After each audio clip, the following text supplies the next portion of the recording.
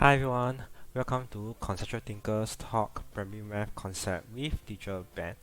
Now today we will be touching on more P6 CA1 questions. So we'll be going to page Chun, so 2021, then CA1 section B question 24. So let's start. So let's first interpret the question. So the figure shows an empty tank placed below two taps. So we have G and H. So we have G and H here.